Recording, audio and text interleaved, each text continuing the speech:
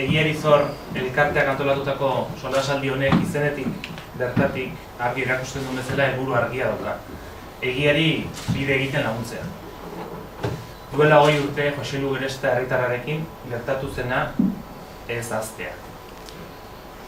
Joselu Geresta eta kidea zen, inoiz epaitegiek zigortu ez dute ere, eta duela 20 urte, 1989ko martxoaren 20an hilda agertu zen Errenteriako Zamaldide auzoko zelai batean. Tiro bat zuen buruan, eta gaur hortik aurrerakoak eta atzerakoak argitzen saiatuko. Egia jakiteko eskubidea denok daukagu. Giza eskubideen nazioarteko legediak ez du inolako bereizketarik egiten, giza eskubideen urraketak jasaten dituzten pertsonen artean. Giza eskubideak berdinak dira pertsona guztien. Pairatutako indarkeriaren jatorria edozein dela ere eta pertsonaren kondizioa edozein dela. Saiatuko gara gaur, Joselu Geresta Koitoren kasuan dauden datuak mahai gainean hartzen berriro, eta horretarako 3 pertsonek lagunduko digute. Gurekin ditugun Jon Anito Geresta anaiak, Aitor Ribero abokatuak, eta bideo bidez azalpenak eskainiko dizkigu Itxaso Idoiaga mediku forentseak. Itxaso Idoiagak egin zion Joselu Gerestaren gorpuari 2. autopsia. 2. aipatzen dut, lehenengoan ez ziotelako utzi sendiaren konfiantzazko mediku bati, legez hortara beharkute honarren egoten. Orduan, 2. autopsia bat egin behar izan zen, denaren ni baino hobeto azaltzen dut berak. Orduan, solasaldi hasteko eta kokatuko gaituna izango da Itxaso Idoiaga. Forentsea eta autopsia egin ziona Joselu Geresta Koitoren gorpuan. Batetik hori pistolan ezala residurik ikusi, edo oso residu gutzen. Pistola garbi zegoela, ez zeukana odol arrastorik, ez egun edo tejidoen arrastorik. Eskubiko, Jose Luis Gerestaren eskubiko eskua garbi zegoen bakarri zeukan residu bakarra, ez zeukan odolik. Gainera, poltsikoan sartuta zegoen atzamak lodia. Ezkerreko poltsikoan zegoen odolez eta residuoz betetako pañuelu bat. Pistola ezkerraldean zegoen. Hildo ondoren, aginen erausketa bat egon zen, erausketa traumatikoa, eta beste agin baten mosketa, eta gainez agin horiek ez ziren agertu, inun ere ez. Nire ustez hor beste pertsonaren bat zegoen, edo ondoren etorri zen, ez dakit, baina 2. pertsona bat zegoen. Oain, anaiarekin hitz egingo dugu, pixkat plano pertsonala gora etorriko geha.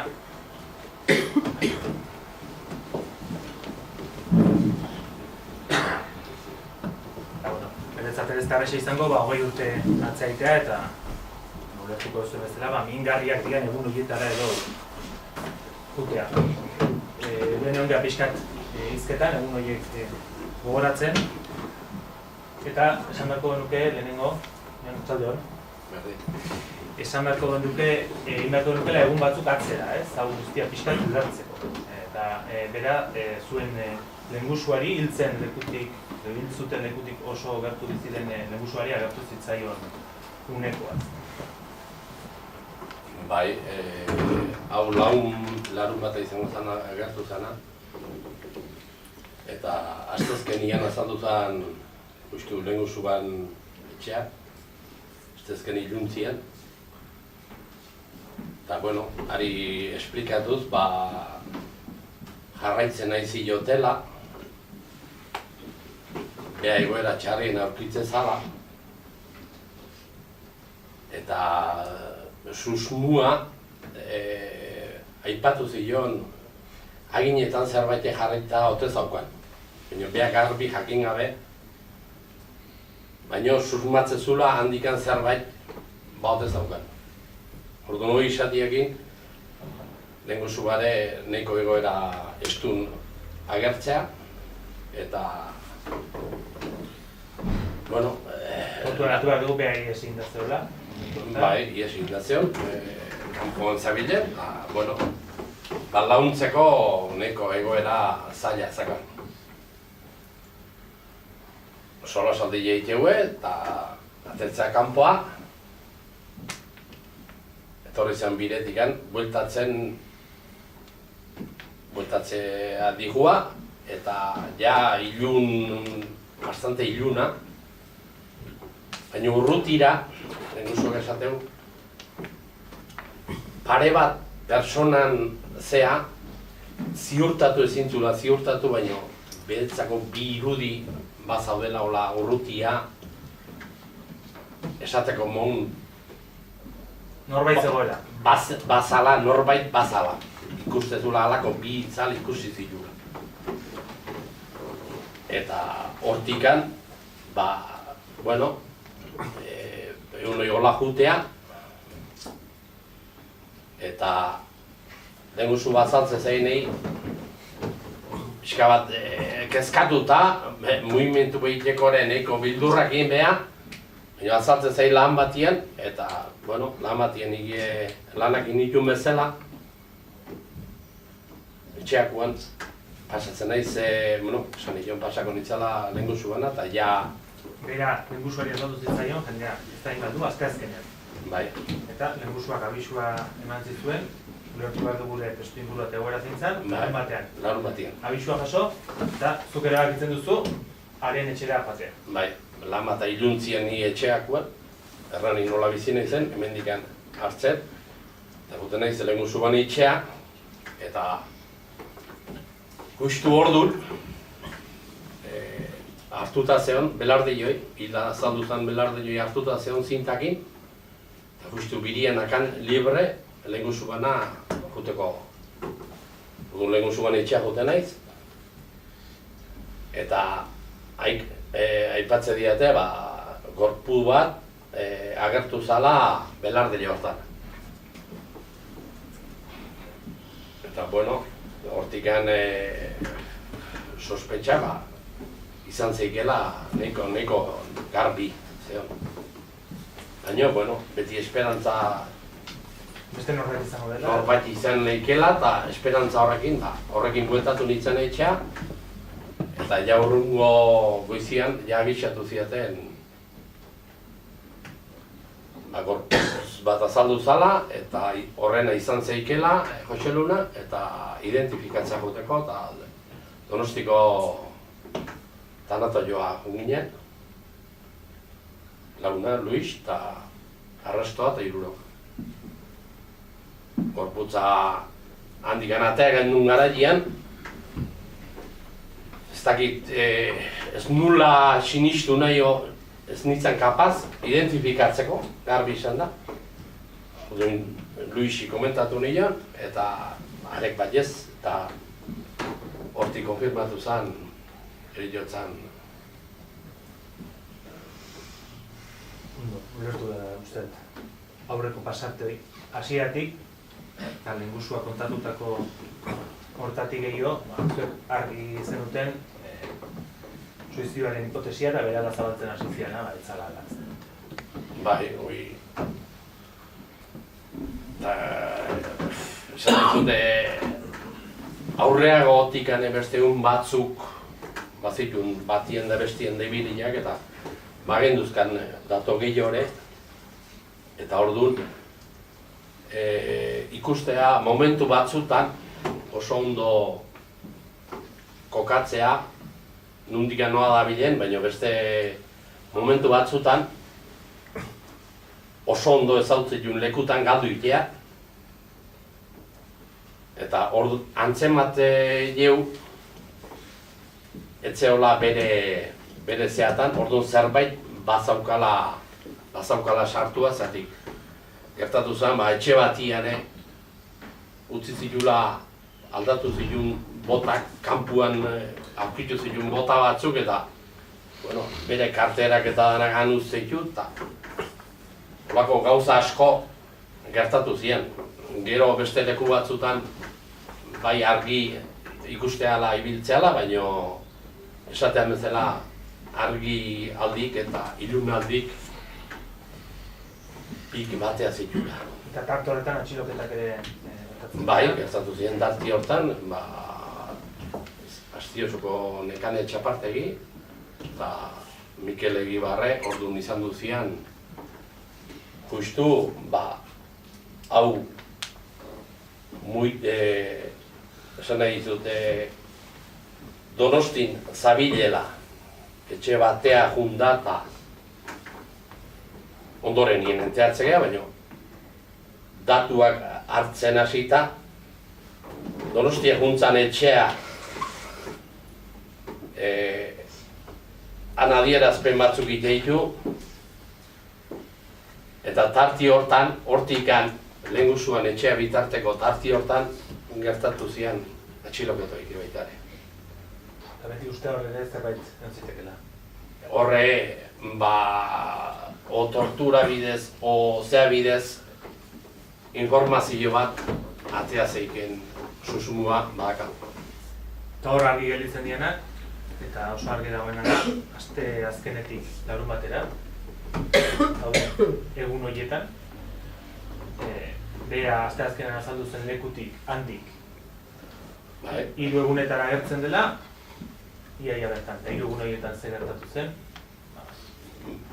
Horregatik engui da, hor gelditu zen argitu gabeko zea hori da, ez? Astezkenien han azaldu iluntzia. Eta ostial iluntze arte, lamata goiza, izango zen, lamata iluntze arte, hor 2 uneko tartia do, osteuna eta ostiala, orduan, 2 unoitan, nun egon dan, gorputzoi, ez da garbia saltzen. Gorputza ez, bera bizirik edo zer. Bai, eski hori da, azkenian esan nahi dizut.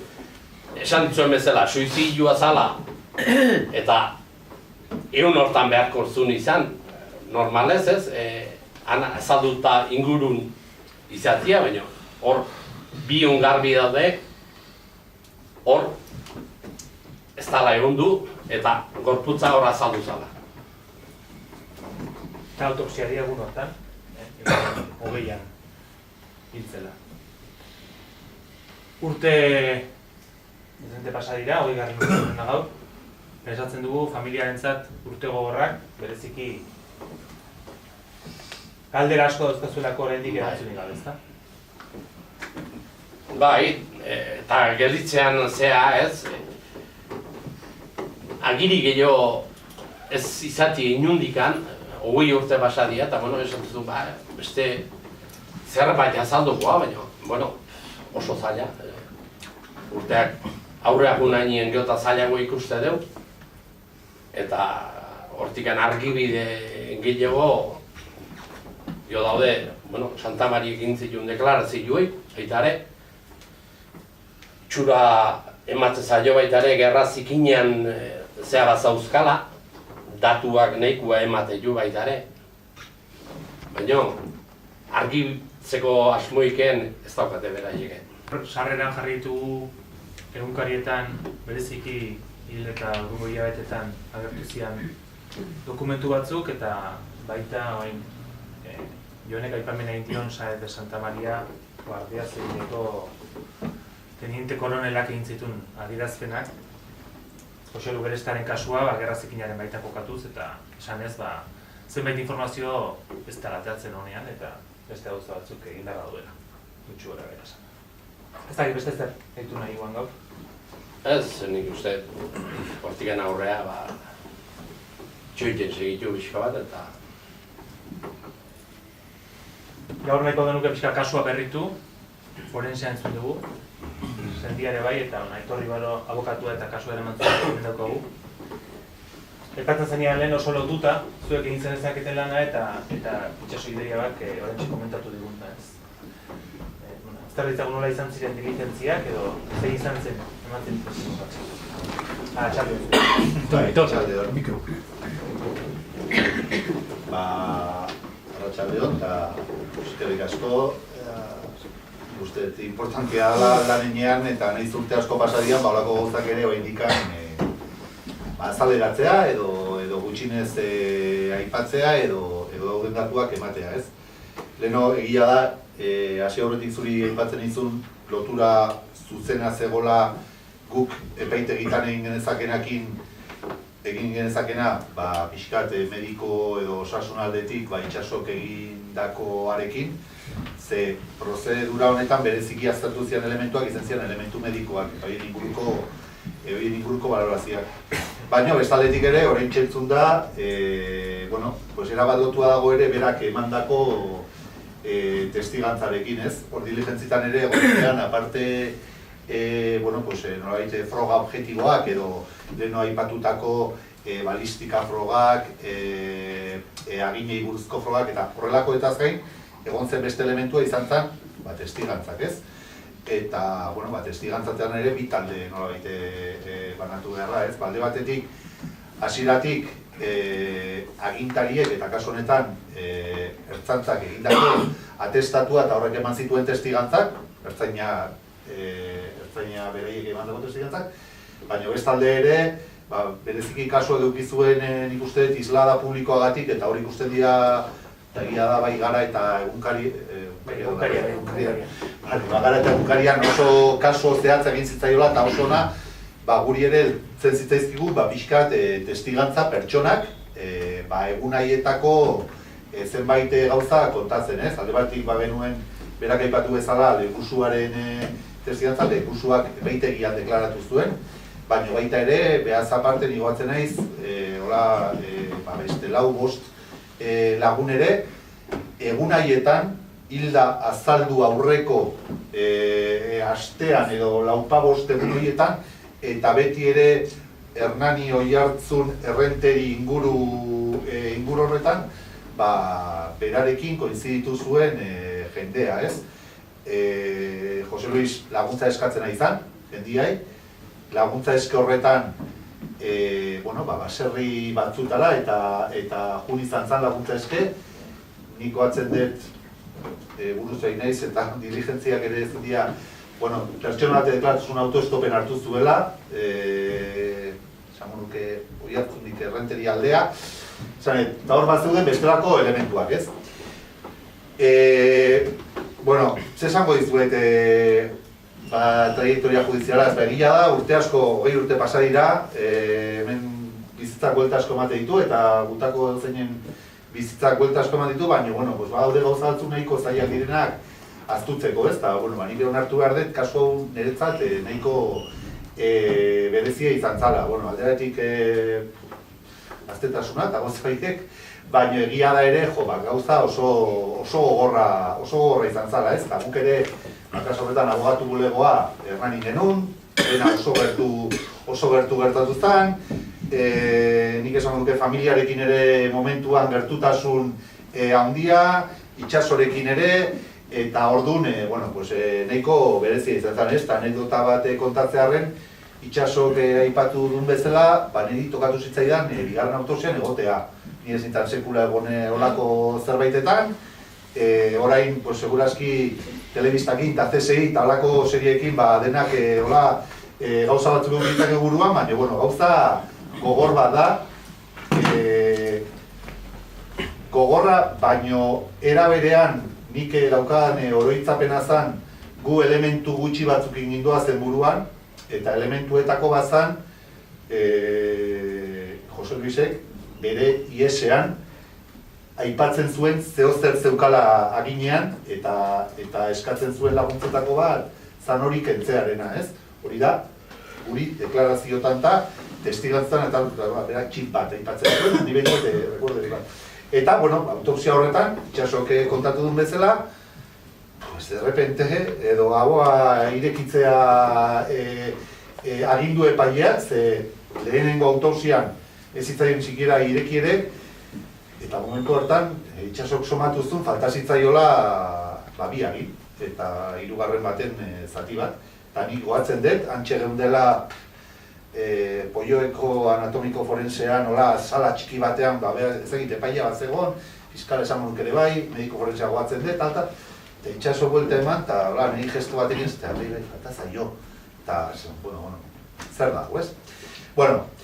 Ez nahiz gehiegi lusatuko. Leheno ere, ipatu du berak, eta nik uste, badagola dato bat ere, hau ez da bukatu, eta pena da, eta hori indikan hemen 20 urte ondoren argia eskatzen egidea, eta egia eskatzen egidea, ez dakit, esperantza asko egoteko kontua den, argi hori ezagutzea, halako kasuetan, ez? Nik sentsazioa daukat, lanaren ondorioz ere, eta gauza asko ikusi izan ditu halako, segurazki epaitegitan, gaur egun epaitegi Espainiarretan, sistema judizial espainiolaren barruan gaude, entzutegi nazionala, supremoa, baita ere bertako behitik bueno, ez dala egon interesik, bereziki, zenbait gaietan, estatuak izan ahal izan duen interbentzio irregularra investigatzeko, ez? Eta ez bada hori askotan investigatu, edo ez bada borondatea handirik erakutsi hori investigatzeko, ez dakit, tortura kasuetan, edolakoetan, bare gutxiago etako kideak hilik azaldu direnetan, bai enfrentamentu edo ustezko enfrentamentuetan, baina baita ere, Jose Luisen kasu otzekoan, ez? Nik hori dut, hiru kasu, azken urte horietan gertutakoak, Anukena, Xabier Kalparsorena, 83an irailean Polizia Nazionalaren Durangoko komisariatik ustez bere burua lehiotik bera bota zuena, baina aurrez bere guturnak eta bere testimonio batzuk badaudela non aipatzen duen segimenduak, jarraipenak, halakoak. Bigarren kasua da Josu Basa jaunena, Deban Itziarren mendian azaldu zana, hor gelditu zen bestelako investigazio bat, eta honek bezala bazituena kolako datu objektibo batzuk zalantzan jartzen zituela suizidioaren hipotesia, eta hirugarrena, bestarena, lehen esanakotik, ez? Bai, elementu subjektiboak, hau da, testigantzak, eta baita, eta batez ere elementu objektiboek, itxasok aipatu dituenak, eta asko dituan errepikatuko, zalantzan jartzen zutena suizidioaren bertsio hori, ez? Baina, horren aurrean, topatzen ginean, edo topatu ginean, hasiera-hasieratik bertsio bakarra zegoela.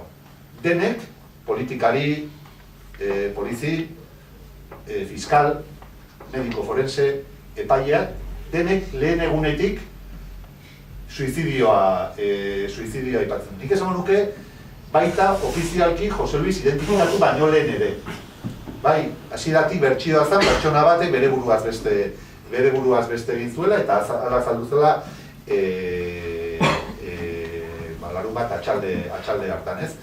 Egia da, urratsez urrats eta insistentzia handiz, eta ni berriz diotu, sensazioa daukat edo horretzapena daukat, zailtasun handiz, lortu zirela bestelako urratsak ematen, eta lehengoa eta nagusia izan zen, bigarren froga edo bigarren autopsia hori egitearen aukera, bertan familiak izendatutako medikoa egonda, eta, atera zituela oso elementu garrantzitsuak, ez? Lehengoak, entzun dezuen bezala itxaso ez zuen estaboa begiratu. Ez dakit ni autopsia bakarren egon nahi zontan. Eta ez dakit zer begiratzen dan edo zer ez ofizialki, baina ez da ez dirudi oso normala, eta bereziki hilketa kalkotxartean violento batetan, edo tiroz itxarrilketa batean, ez da ez begiratzen, ez? Baina, adibide edo gozta gehiago. Ordu, nik esan nuke bidea oso zailtasun handikoa izan zala, edo nik behintzat horitzapen hori daukat, eta poliki-poliki lortu ziren urrats txikiak. Garaipenik ez. Ez dakigu nola zen gerezta, eta gaur egun ez dakigu ez da ere ez norkin zuen, ez? Baina, zeuden elementuekin eta behintzat nik uste dut hori izentzela pixkagu garai hartan egindako balorazioa. Motzean esango dizuet, martxoako gehian azaldu bazan bere gorpua, apirilean azaldu ziren lehenengo argazkiak gorpuarenak tokian. Hau da, hilabete batez, egon zen bakarra ziren frogak nolabait ertzainarenak atestatua behar zegokion egitea, justifikatzeko suizidio bat izan zela. Edo frogak baliotzen zutenak suizidioaren bertsioa. Guk eskatuta, hilabete ondoren azaldu ziren, lekuko argazkiak, hau da, levantamiento de cadáver deitzen dana, edo horren aurretik momentuan egindako argazkiak. Eta itxasok aipatu du, bazerituen bizpeiru zirkustantzio oso berziak. Gorputzera bat rigido zegon, ez omen dela kompatiblea tiro bat ematearekin eta ondoren eukitzak ez du konkursioekin. Bi, pistola, tiroa ateratzen aldean zegoen, ez ustez tiroa egin zuen eskuaren aldean. Eta hiru, tiroa ustez egin zuen eskua, den behatza, boltsikoan zango ez. Berriak adibidez dauka garai hartako hemeroteka osoa eta ikusten da, ze oso reportaje eta oso notiziona edo nik uste landuak eta ez dula eta oso argi zegoen orduan hiru elementu horiekin bat behatza bi pistola nun zegoen eta hiru gorpuaren postura regidori baina zalantzan jartzen zen.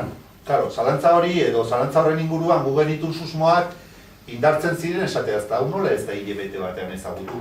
Nork ez du ezagutu, hilabete batean notizia izen da gai hau, inork ez du ezer esan, eta hori. Vale. Bi, Itxasok ere aipatu du, tarte horretan epaitegia frogak eskatzen ari zen, eta froga gehientxo horiek Madriden egiten zion, informe toxikologia da.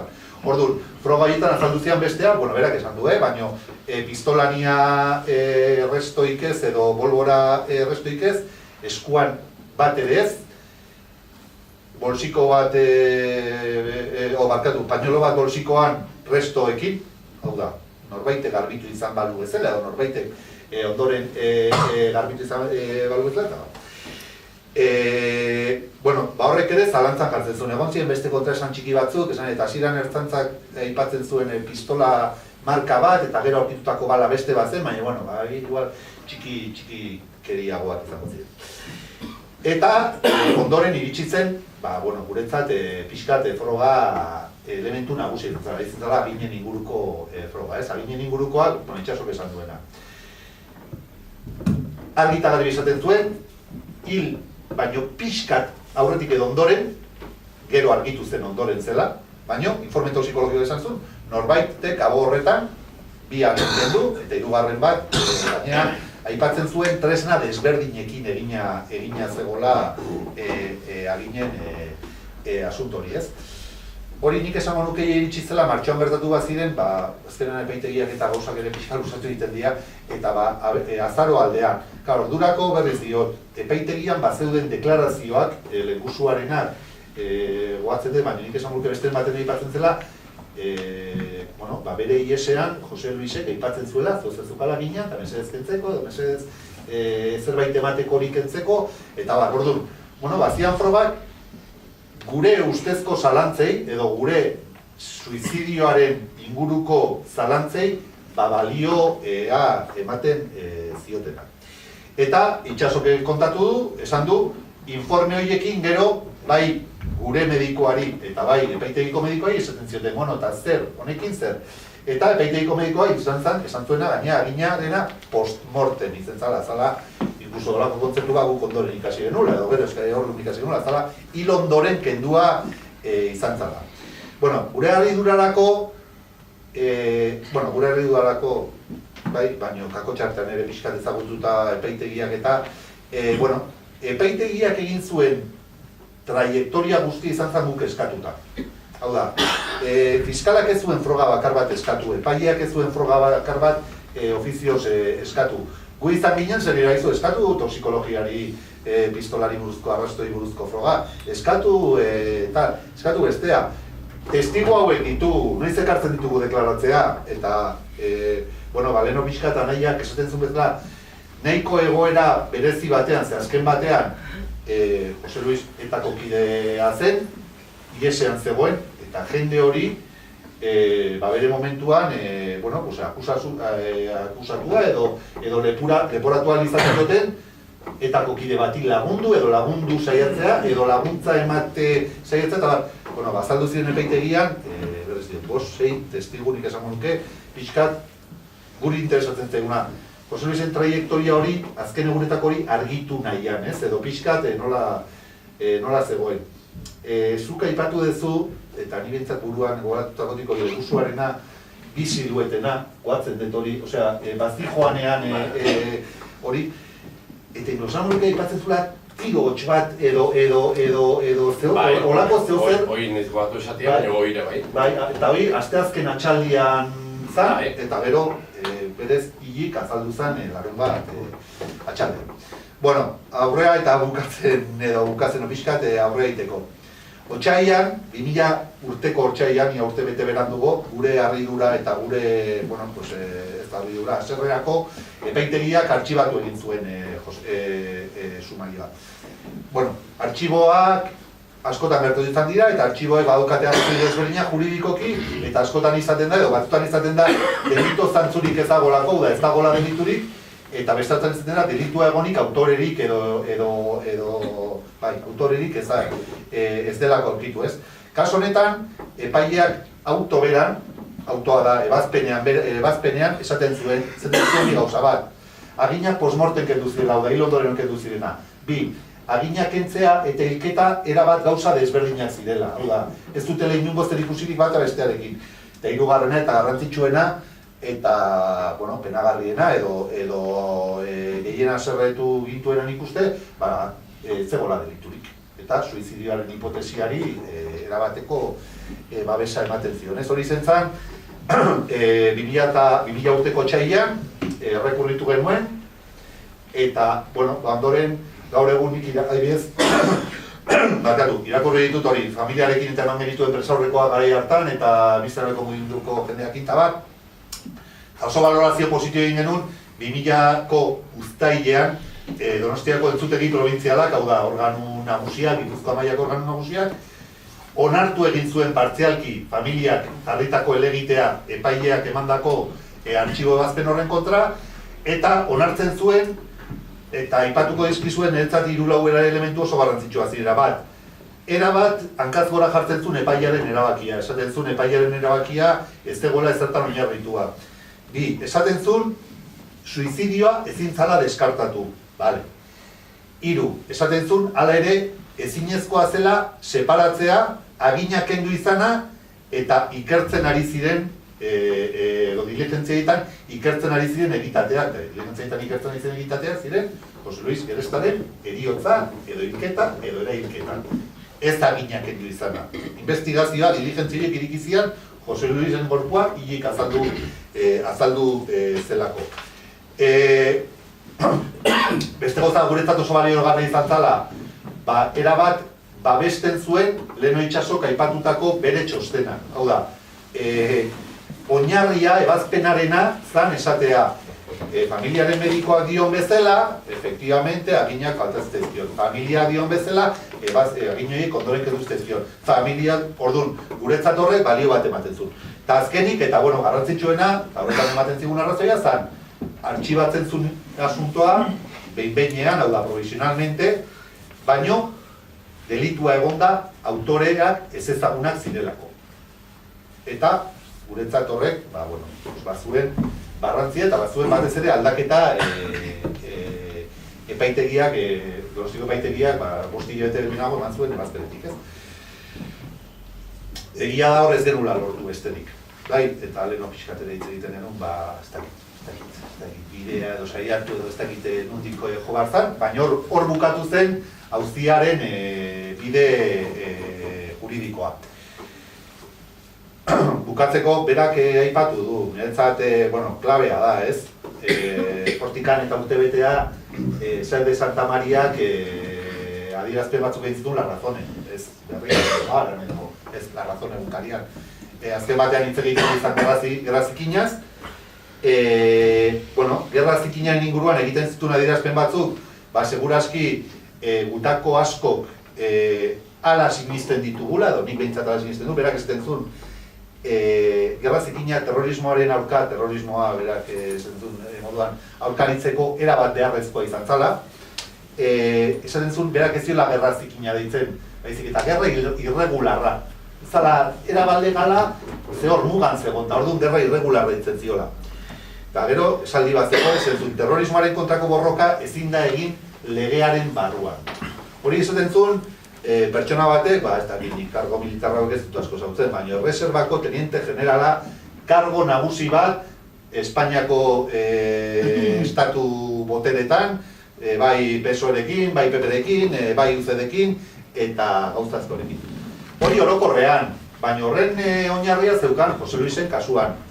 Eta orduan, irakurriko dizuet berak, berrian azaltzen zen itzulpen bat, egun ere gerra zikina badela adierazi zuen Saez de Santa Mariak, eta izenik esan gabe Jose Luis Geresta etako militantearen eriotza izan du izpide. Kako txartean, hau da, bere hitzak. Orain ere badago, baietz pentsatzen dut, komandoek ez dute bere burua entregatzen besterik gabe. baten bat hilik ere agertu izan da, maiukadaz hortza erauzita. Hil ondoren batek ez dizkio bere buruari maiukada jotzen ahoan. Ez dut kritika moduan esaten, gerra irregularra erabiltzea beste erremediorik ez dago. Hau da, gizon honek esan zuena, ez? Baina, zirkustantzi batekin, mailua ordura arte inork ez nahi aipatu. Bai, leheno itxasok aipatzen zuen bezala fresadore batetaz, hipotesi bezala horrekin nahitu ginen, eta honek mailuaren zirkustantzi edo datu hori hortxe gartzen zuen, ez?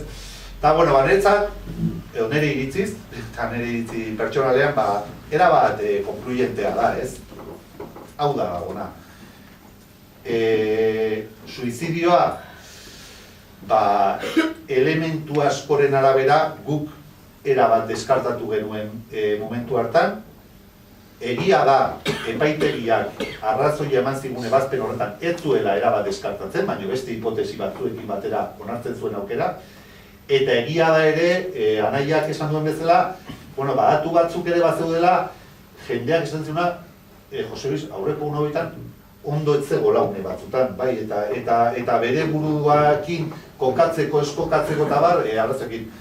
Baina beste zirkustantziak askoz gehiago dira pentsatzeko hori, suizidioaren kasua edo suizidioaren hipotesia deskartatu garrekoa zela, ez? Eta bigarren konklusio bezala esan duke, alde batetik, Saenz de Santa Mariak esan zuena, hemen